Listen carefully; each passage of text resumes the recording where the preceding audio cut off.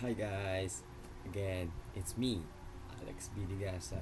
So our topic for today is about sets. Okay, guys, what is sets? Okay, diba? Ano nga ba yung sets? So in Python, set is an ordered collection, guys, an ordered collection of multiple items having different data types. In Python, sets are mutable, unindexed, and do not contain duplicates. So no duplicate, an ordered collection. Then the order of elements in a set is not preserved and can change. Okay, guys, can change. We can change it. Can store non-values implemented using hash tables eternally. Do not implement interfaces like serializable, serializable or clonable.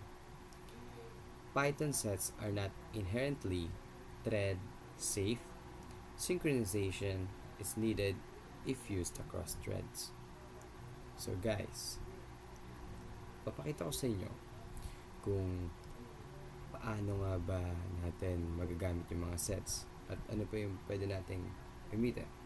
So, meron ako dito codes. So, as you can see here, guys, fruits. Ito yung fruits.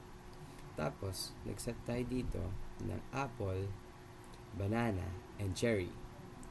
Then, print natin sila. Print fruit sets. Fruits. Ito. Kinall out ko yung nakalagay sa fruits. Ito yun. Ito yung set na. So, try natin.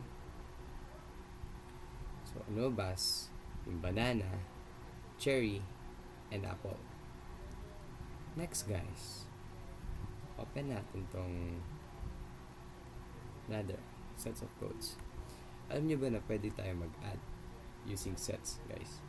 So, sa pag-add, ang kailangan na natin gawin ay, syempre, yung, ito, yung kinocall natin kanina, yung fruits mismo. Then, kailangan natin dagdagan ng add. So, nag-add tayo, tapos ang nilagay natin is yung orange. Okay, guys? Titignan natin kung madadagdag si orange. So, wait. Okay, ayan.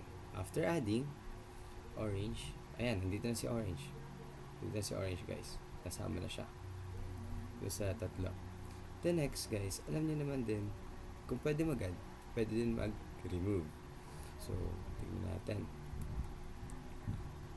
Okay, guys, ito. Ang gagawin lang natin, eh, syempre, ganun pa rin. Remove lang. Then, ito. Then, remove natin si banana. Okay. Then, ayan. After removing, ayan, nakita niyo ba? Nawala na si banana, di ba? So, ganun lang. Pwede tayo mag-add, remove, and marami pang iba. Marami pa tayong pwede magamit sa sets. Okay, guys. Tandaan ulit na ang set ay unordered and walang duplicate. So, guys, okay.